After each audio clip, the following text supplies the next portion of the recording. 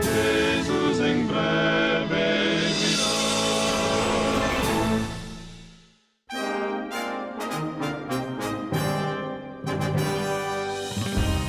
Esta é a Voz da Profecia, uma mensagem de fé e esperança que anuncia a volta do Senhor. Alegre-se, porque ainda dentro de pouco tempo, aquele que vem virá e não tardará.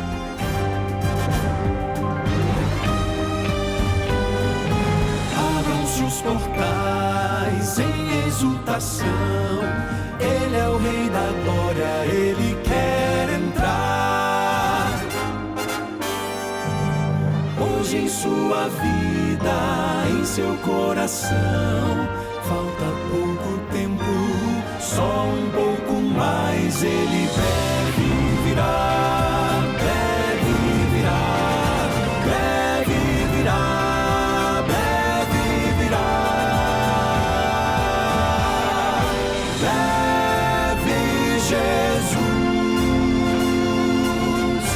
voltará.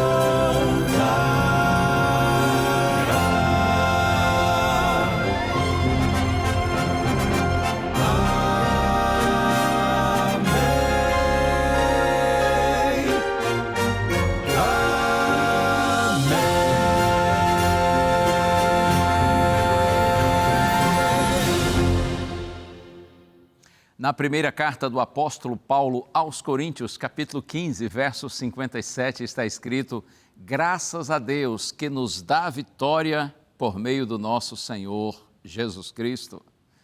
Sim, há vitória para você, para mim, para todos aqueles que creem no Senhor Jesus Cristo. Por isso, minha palavra inicial para você nesta hora é: mantenha sua fé em Jesus. Mantenha sua confiança no Senhor, porque Deus tem vitória para você. Ainda que passemos por dificuldades, aflições, problemas inúmeros nesse mundo, nós não temos o que temer quando a nossa confiança está centrada em Deus. Que Ele abençoe você, meu amigo, minha amiga, onde quer que você esteja agora, seja em casa, seja no trabalho, ou quem sabe você está numa situação mais complexa aí no hospital, está internado. Talvez você esteja vivendo assim um momento muito difícil, muito adverso. Em nome de Jesus, permaneça nele, confiando nele. A crise vai passar. Não sei se você já ouviu dizer que o melhor sinônimo para a palavra crise é oportunidade. Porque toda crise é uma grande oportunidade para a gente aprender, amadurecer, crescer, para que nós nos tornemos pessoas melhores. Como alguém disse, alguns veem deserto, outros veem processo.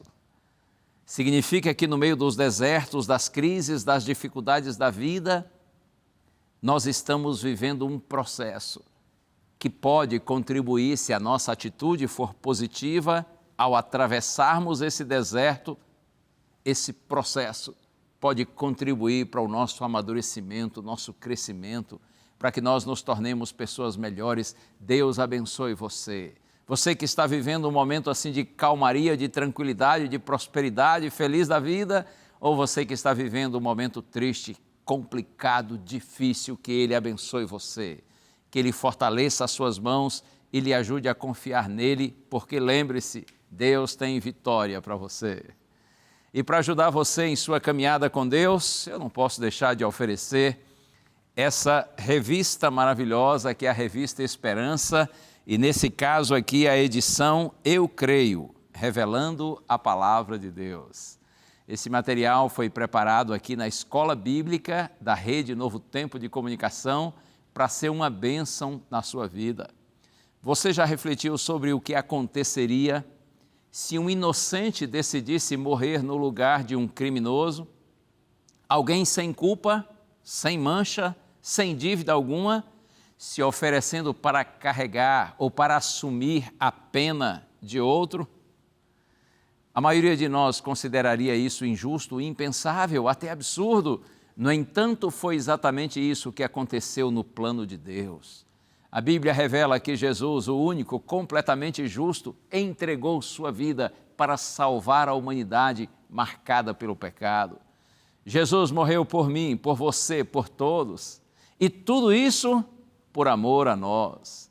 É justamente essa verdade que a revista Esperança, Eu Creio, quer compartilhar com você, por meio de estudos claros, fundamentados na Santa Bíblia.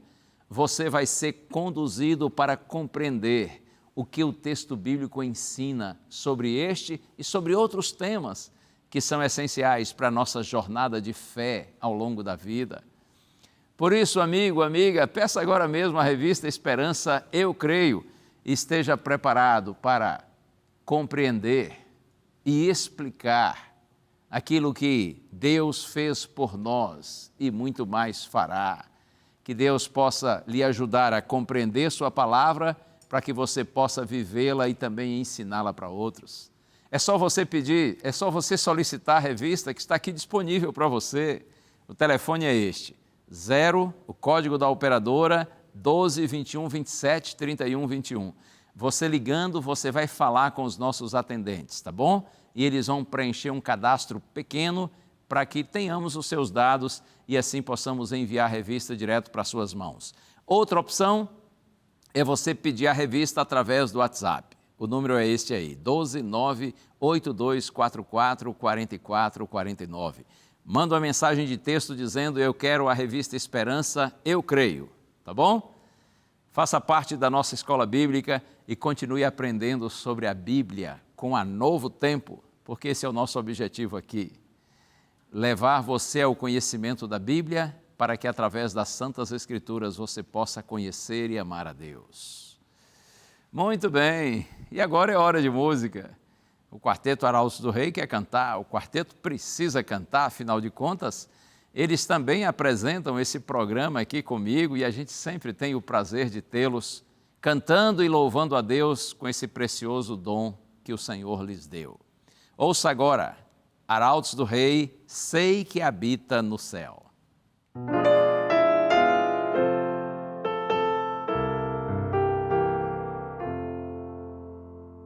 Sei que habita no céu meu Jesus, mas ao meu lado constante Ele está.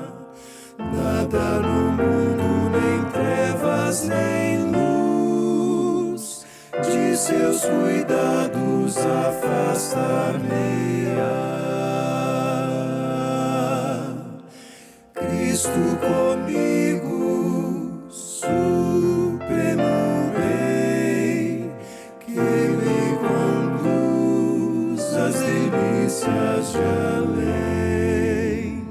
Fora o pecado, nem mesmo a cruz pode afastar-me do amor de Jesus. Porque saber do que ainda há de vir, se Ele garante sua graça basta, sua promessa Ele há de cumprir. Cristo é comigo, até a luta findar. Cristo comigo, supremo bem, que me conduz às delícias de além. Fora o pecado, nem mesmo a cruz pode afastar-me do amor de Jesus.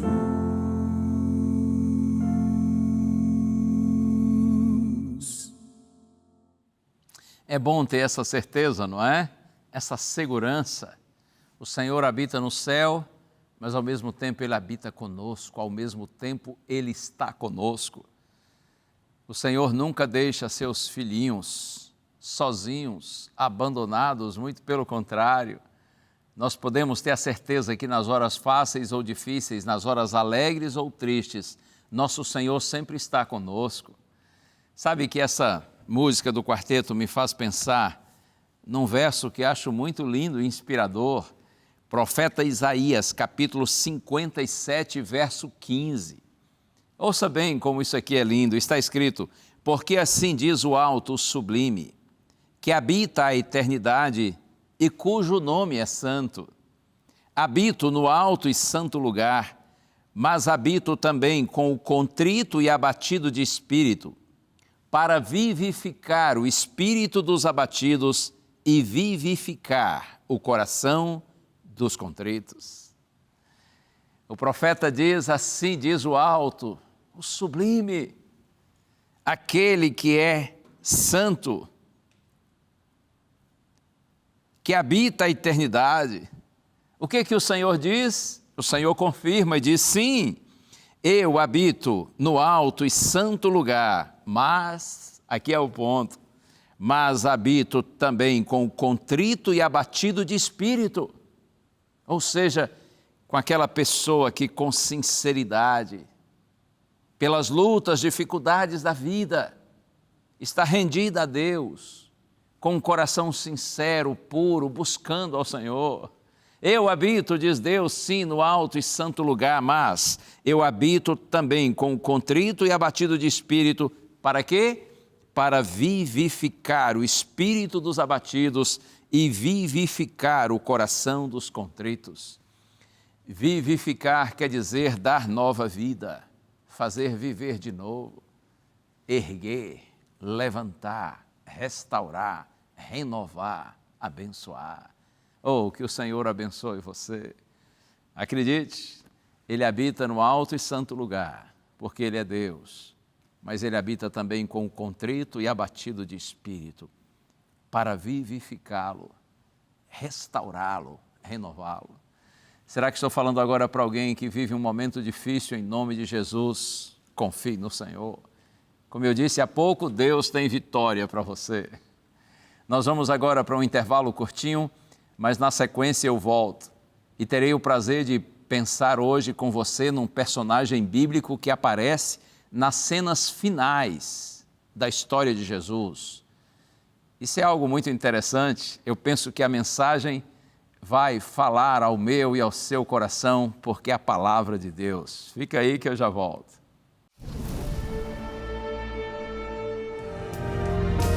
Eu não sou mais eu, Cristo vive em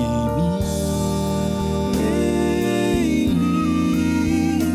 Eu não sou mais eu, tudo em mim mudou.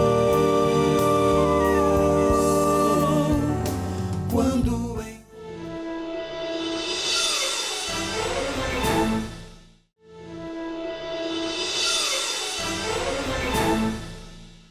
Esta é sempre uma hora boa, este é sempre um momento feliz, quando tenho a oportunidade de compartilhar com você o Evangelho, a Palavra de Deus. Esse é um privilégio, não é? Eu não canso de pensar nisso e dizer isso. É uma honra para todo ser humano falar de Deus para os seus semelhantes. Quando você está compartilhando Deus com os outros, você está se unindo à divindade, para salvar a humanidade, da qual você mesmo faz parte. Eu agradeço a Deus por esse privilégio de estar aqui para compartilhar com você o Evangelho e estimulo a você a fazer o mesmo. Se você não tiver essa oportunidade que eu tenho tido de pregar para muitas pessoas na TV, fale para quantas pessoas você tiver a oportunidade de alcançar, não importa se for para uma pessoa. Jesus falava às multidões, mas Ele também dava atenção a indivíduos, muitas vezes sozinhos, conversando com Ele.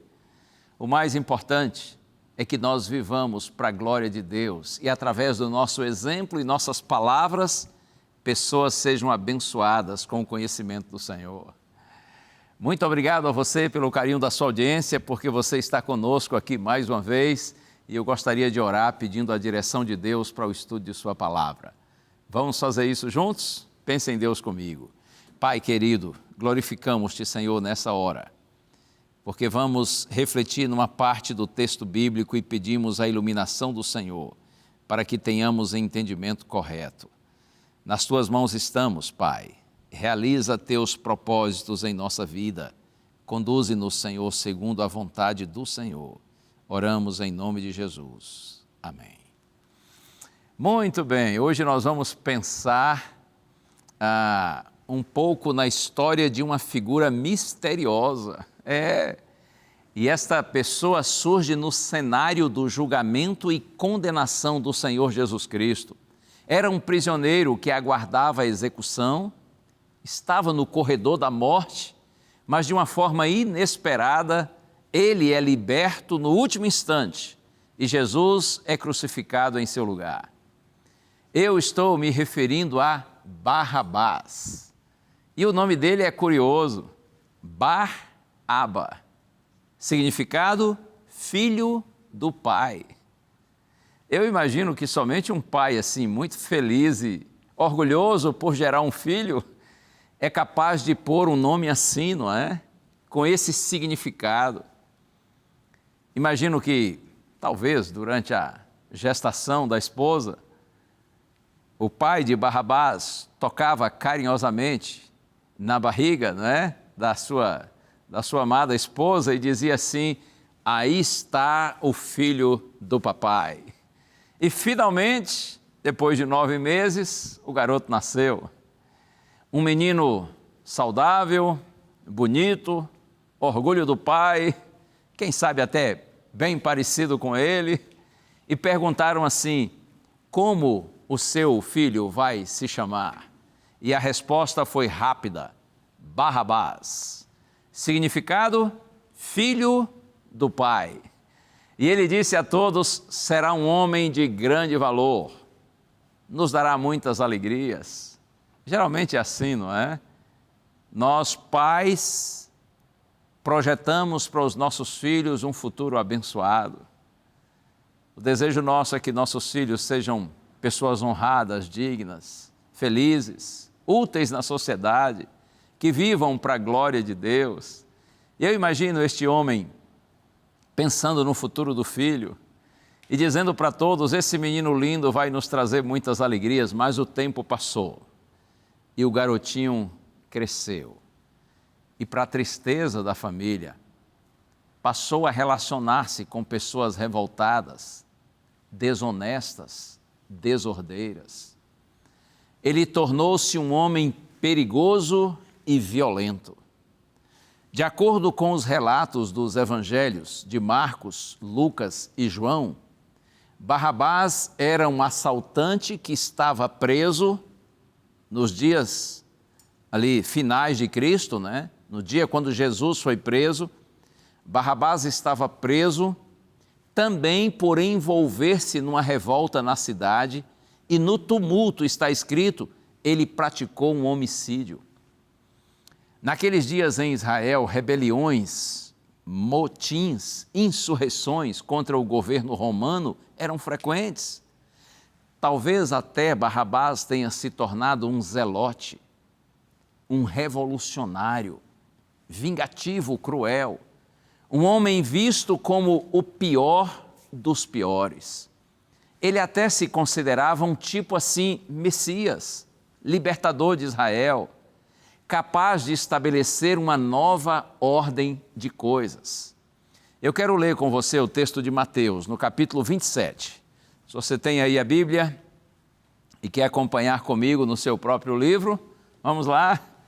Às vezes eu encontro pessoas que dizem: pastor, eu leio contigo, eu acompanho aqui na minha Bíblia e até marco também alguns textos. É bom fazer isso, para depois você relembrar. Mateus capítulo 27.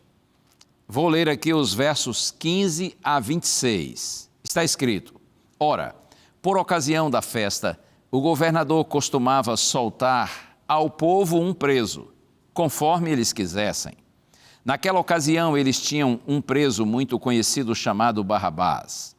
Estando, pois, o povo reunido, Pilatos lhes perguntou: quem vocês querem que eu solte? Barrabás ou Jesus chamado Cristo? Porque sabia que era por inveja que eles tinham entregado Jesus. E estando Pilatos sentado no tribunal, a mulher dele mandou dizer-lhe: não se envolva com esse justo, porque hoje em sonho sofri muito por causa dele.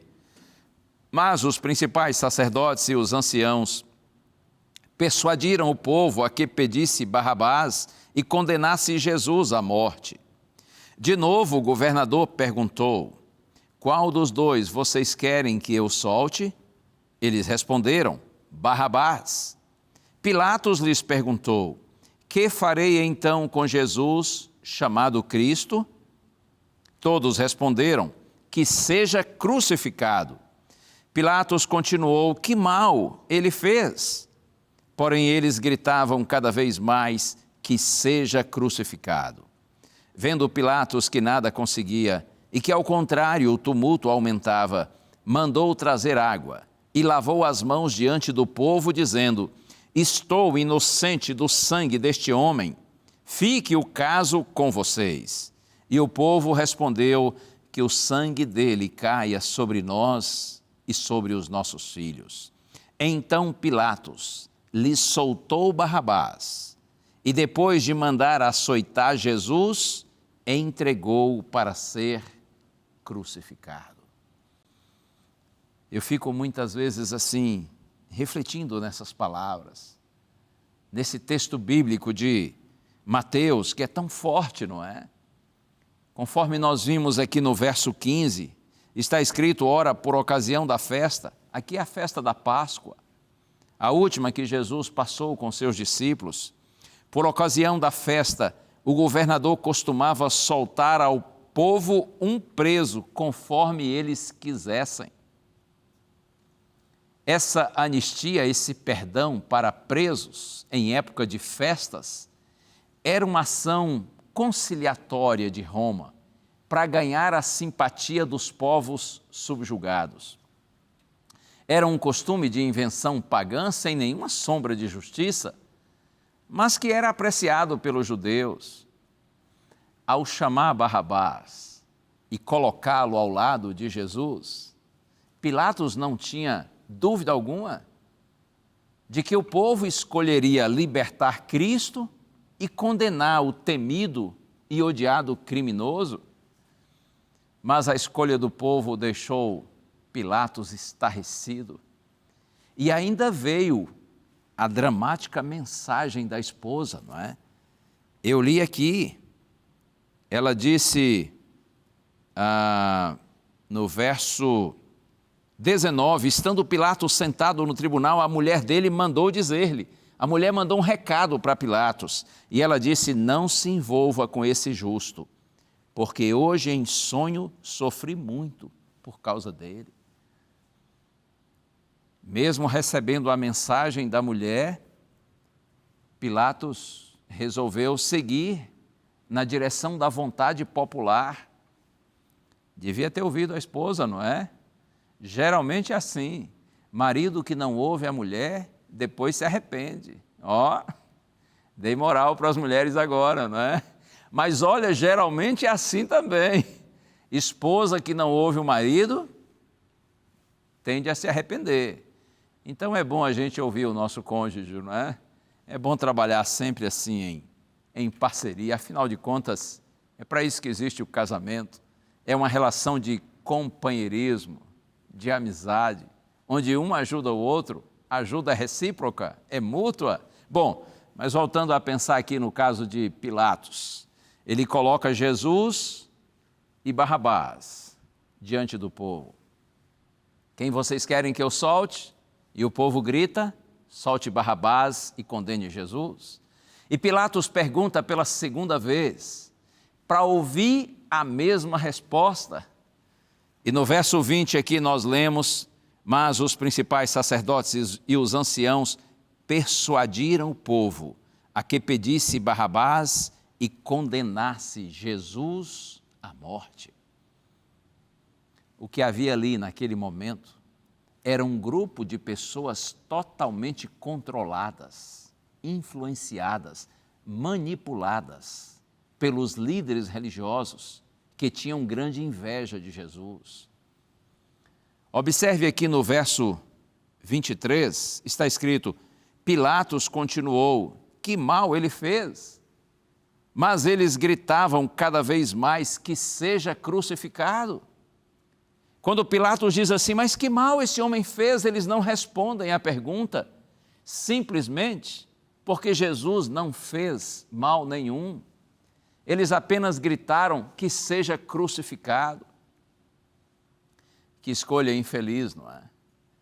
Preferiram aquele que era violento, ladrão e homicida, e rejeitaram aquele que era manso e humilde, além de puro, bondoso e digno. Eu penso que em Jesus e Barrabás, o bem e o mal são representados de uma forma clara.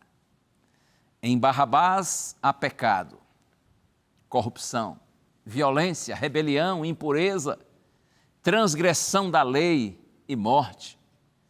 Barrabás foi condenado por seus erros e ele representava os pecadores com sentença de morte justa e pronta para ser executada.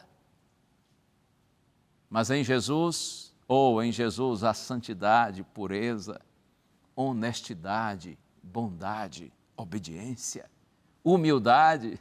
Enquanto morte em Barrabás, em Jesus vida. Nosso Senhor, mesmo vivendo como homem neste mundo, Ele nunca cometeu erro algum. Todavia, Jesus se ofereceu voluntariamente para trocar de lugar conosco. Suas glórias, alegrias, vitórias e vida por nossa humilhação, nossa vergonha, nossa derrota, nossa morte. Por isso que na carta aos Hebreus, capítulo 12, verso 2, ao referir-se a Cristo, é dito assim: em troca da alegria que lhe estava proposta, ele suportou a cruz, sem se importar com a vergonha. Sim, em troca da alegria que ele merecia, da glória que lhe era devida, ele veio a este mundo, ele se humilhou, ele desceu a esse vale caótico de maldade, de pecado, de violência, de corrupção. E ele enfrentou a cruz, sem se importar com a vergonha, com a situação ignominiosa, vexatória pela qual passou. Tudo isso por amor a você e a mim. Significa que ele trocou de lugar conosco. Na segunda carta de Paulo aos Coríntios, capítulo 5, verso 21, está escrito: aquele que não conheceu pecado, Deus o fez pecado por nós, para que nele fôssemos feitos justiça de Deus. Significa que na cruz, Jesus foi tratado como um pecador, o que ele não era, porque os nossos pecados foram imputados a Cristo como se fossem seus. E a sua justiça, então, é imputada a nós como se fosse nossa. Vamos pensar um pouquinho no começo da nossa história? Sim, ainda que pareça que eu estou mudando radicalmente de assunto, mas você já vai entender. Pense comigo um pouquinho no começo da nossa história. Aqui no livro de Gênesis, eu vou deixar o texto aqui de Barrabás marcado na minha Bíblia e vou ao livro de Gênesis, capítulo 2. Vou ler os versos 16 e 17. Aqui tem uma importante advertência divina que foi apresentada aos nossos primeiros pais. O texto está assim: eu disse Gênesis capítulo 2, versos 16 e 17. E o Senhor Deus ordenou ao homem: de toda árvore do jardim você pode comer livremente, mas da árvore do conhecimento do bem e do mal você não deve comer, porque no dia em que dela comer, você certamente morrerá. Observe, nessas palavras de Deus ditas aos nossos primeiros pais, nós temos aqui envolvido o que podemos chamar de princípio da retribuição. Deus disse: se vocês forem obedientes, vocês viverão, mas se vocês desobedecerem, vocês morrerão.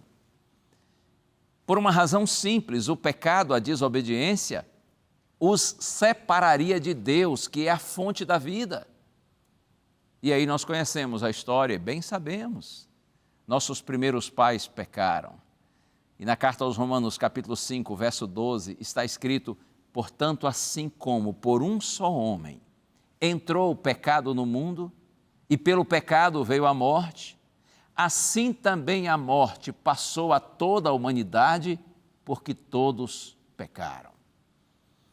Comentando a respeito de Barrabás, o pastor Amin Rodor, que é professor de teologia e escritor, no livro Encontros com Deus, página 111, ele diz assim: como ele, referindo-se a Barrabás, todos nós, filhos do pai Adão, somos culpados de rebelião e sedição contra Deus, ladrões de sua glória, assassinos de nós próprios e de outros, prisioneiros do pecado.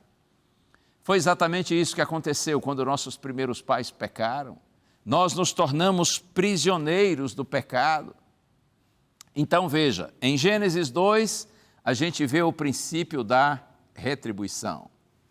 Mas graças a Deus, pelo que Paulo declara em Romanos capítulo 6, verso 23, esse é muito conhecido, está escrito: porque o salário do pecado é a morte, mas o dom gratuito de Deus é a vida eterna em Cristo Jesus, nosso Senhor.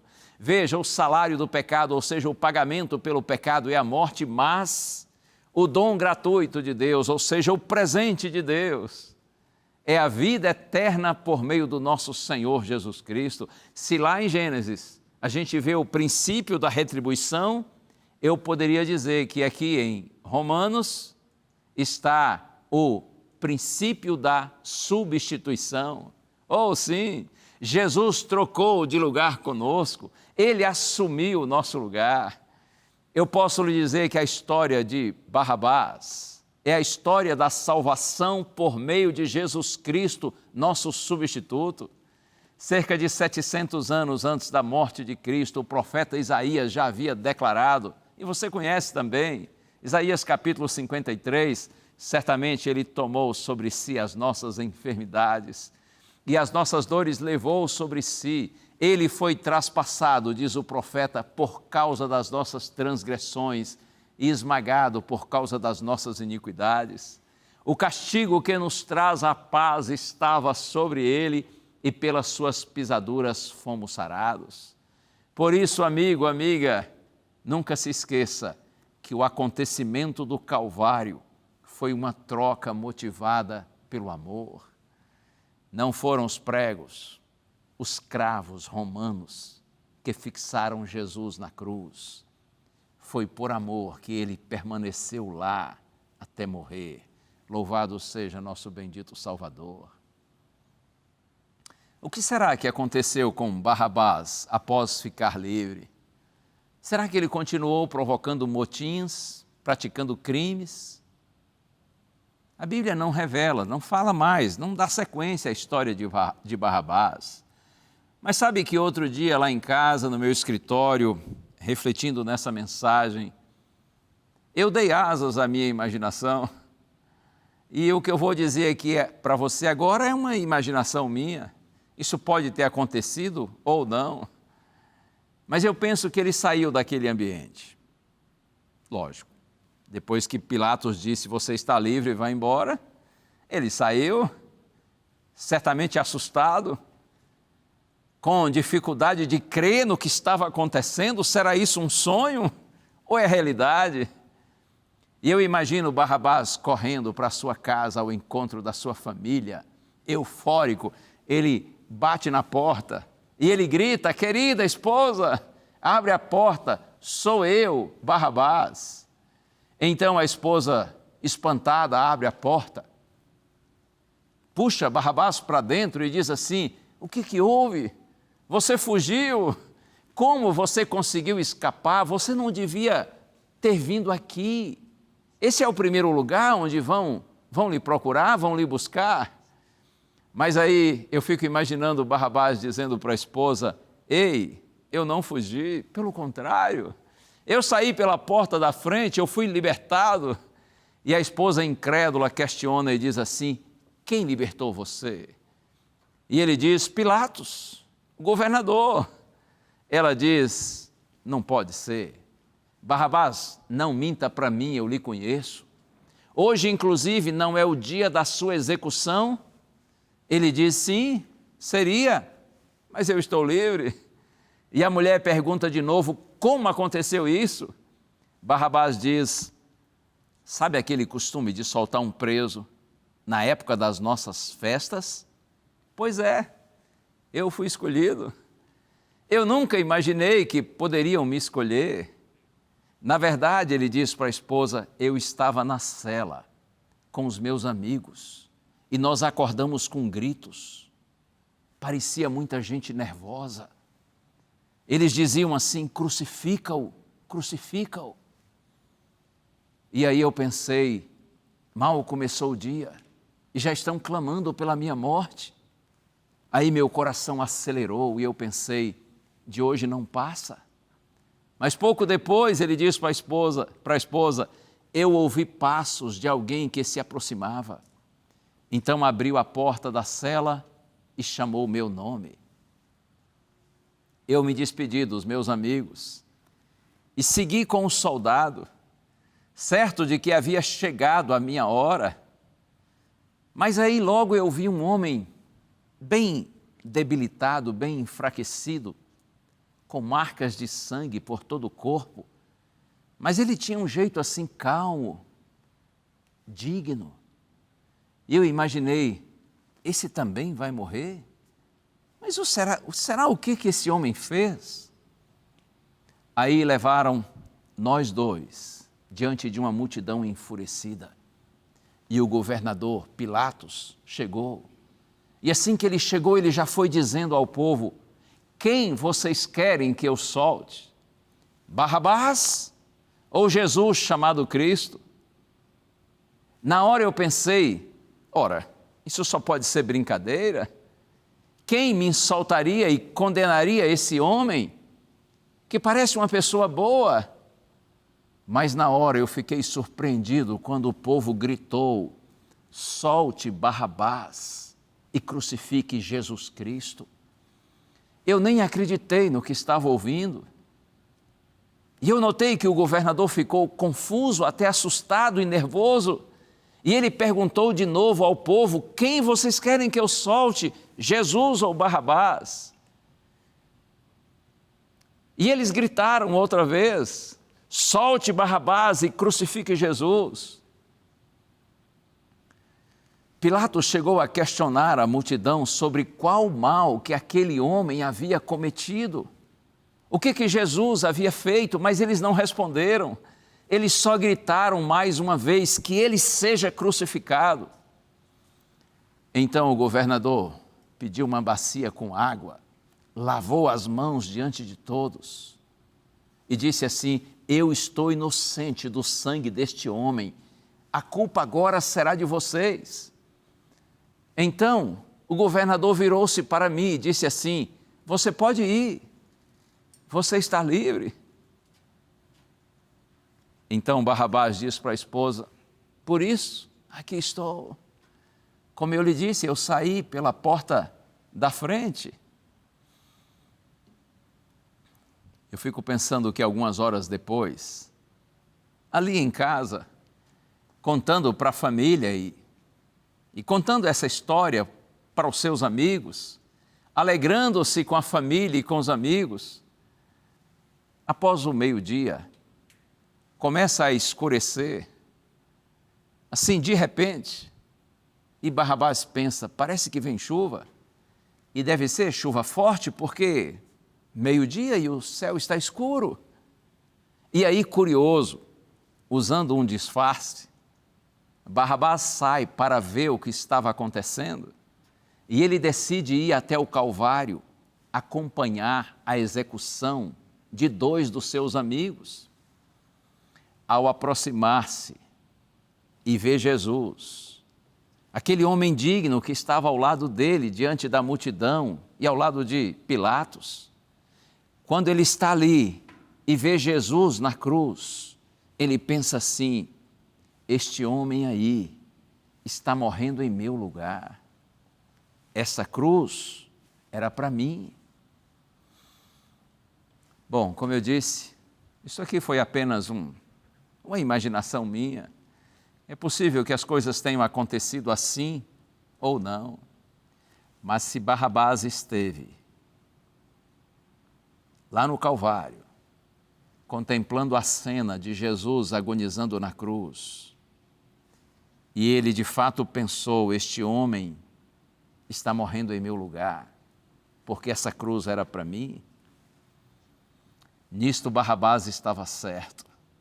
Ele dizia a verdade, mas ele não conhecia toda a verdade. Jesus não era apenas um homem, primeiro ponto. Jesus era Deus em forma humana. Segundo ponto, Jesus não morreu apenas por ele, mas por toda a humanidade, por todos os descendentes de Adão e Eva. Jesus assumiu o nosso lugar, ele trocou de lugar conosco. Bendito seja Jesus, nosso Salvador.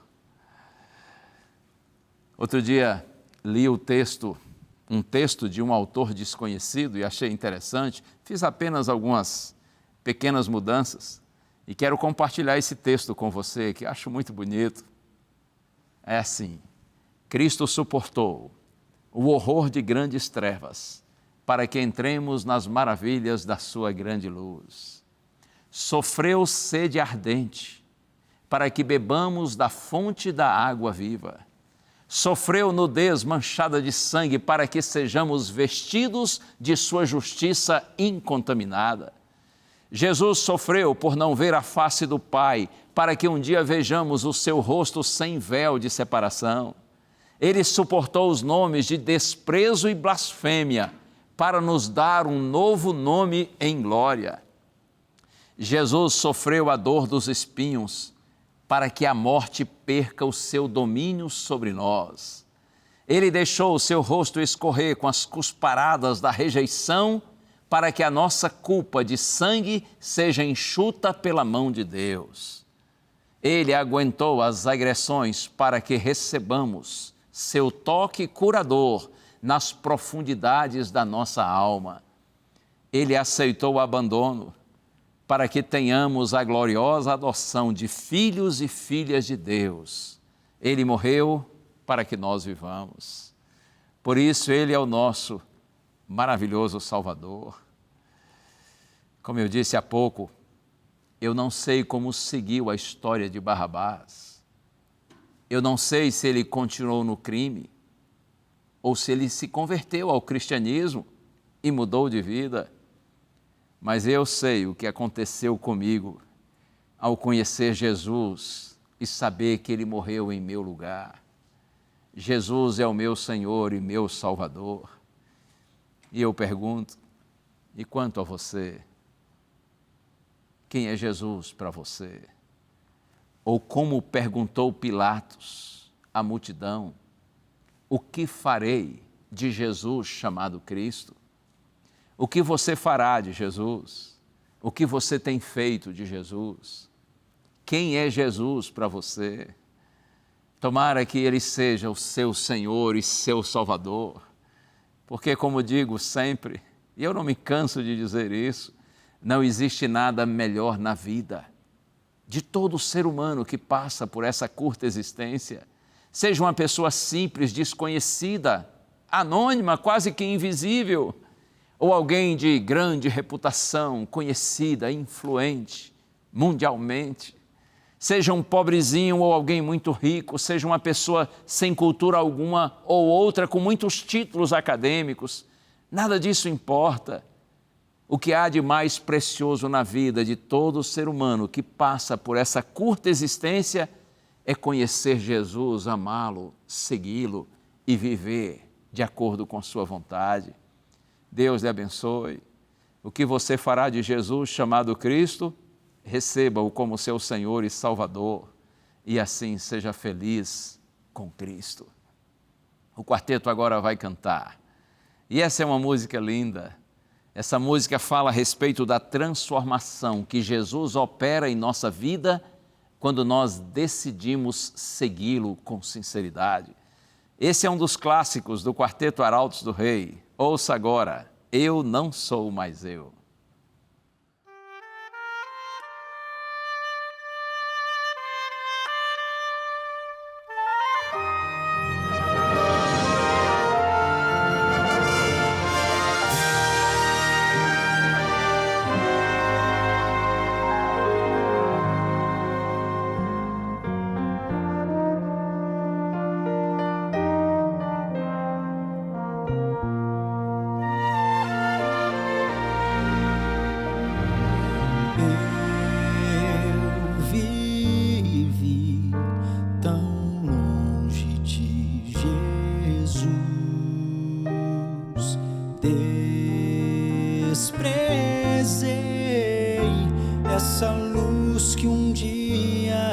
recebi.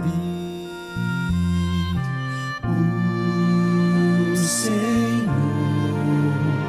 de mim teve compaixão, foi o seu amor que mudou meu ser e uma nova vida começou. Eu não sou mais eu, Cristo vive em mim. Eu não sou mais eu, tudo em mim mudou. Quando encontrei a Jesus, meu Rei, um milagre aconteceu. Vivo não mais eu, Cristo vive em mim.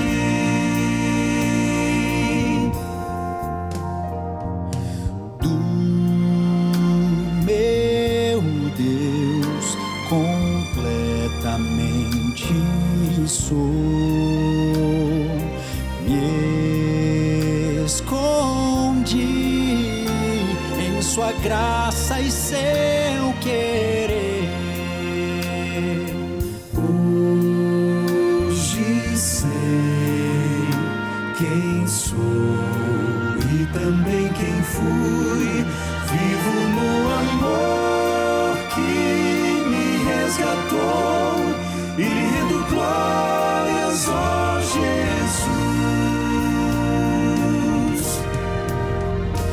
Eu não sou mais eu, Cristo vive em mim.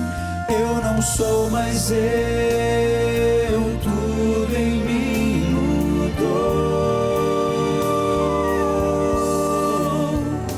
Quando encontrei a Jesus, meu Rei, um milagre aconteceu.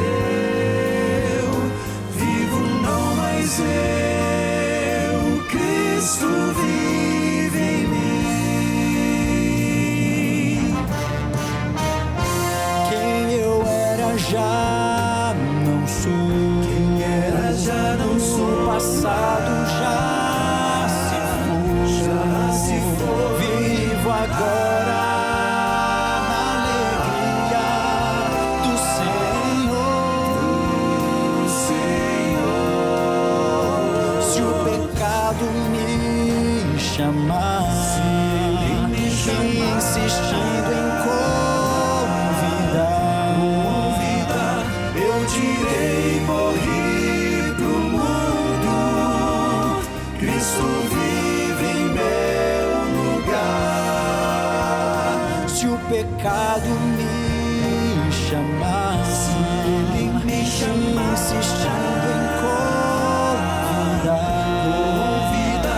eu direi: morri pro mundo, Cristo vive em meu lugar. Eu não sou mais eu, não sou mais eu não sou mais eu, não sou mais eu não sou mais eu, não sou mais eu.